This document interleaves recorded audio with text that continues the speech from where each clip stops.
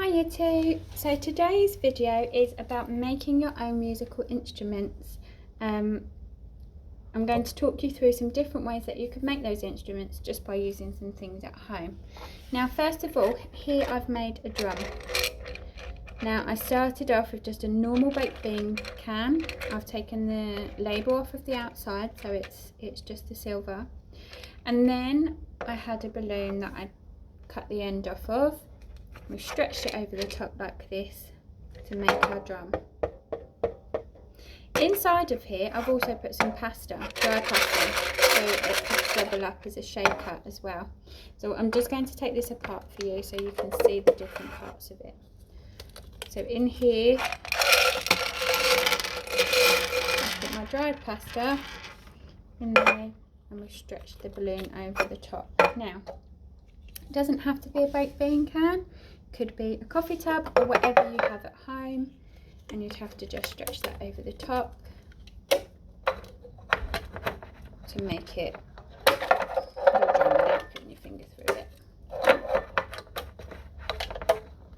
Okay, so there's your drum there. Okay, it's got some holes.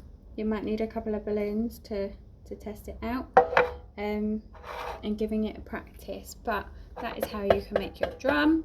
Or as I had before, you can put your pasta inside to make a shaker. Now, if you don't want to do that, if you've got a jar at home that's already got a lid on it, you can just simply fill it up with your dry pasta.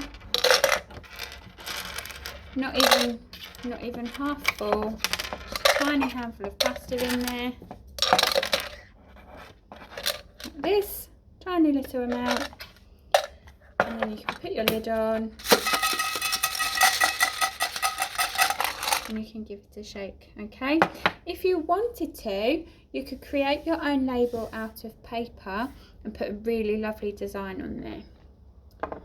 Okay, so we've had our drum, we've had our shaker, and this is a different type of shaker now. So all you would need is an empty bottle and some rice. Pasta would also work for this as well.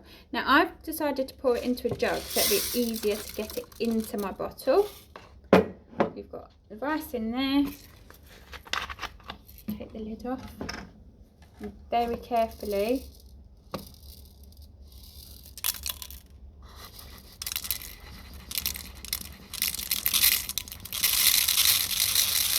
you pour your rice in.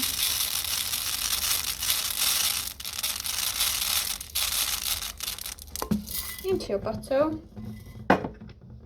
place your lid back on,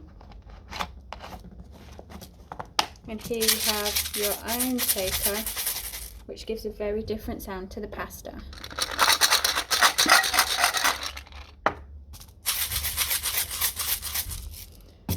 Okay, now the last instrument I'm going to get you to make is a guitar. Now you can use any wooden box. Tissue boxes work as well without the tissues in there. I've chosen to use this one because it's quite sturdy.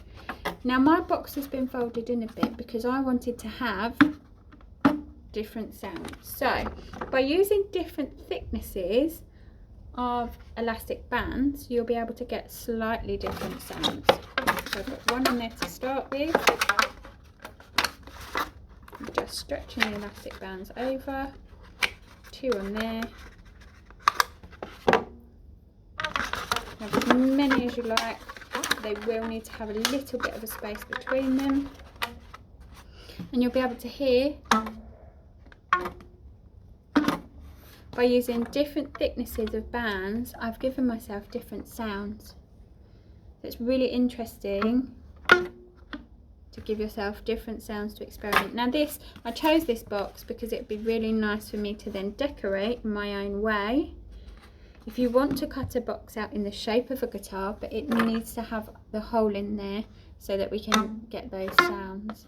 It'd be really nice to see your instruments. And like I said, if you want to add on labels around the outside by using paper, that's a really good way of jazzing it up and making it look like a proper musical instrument.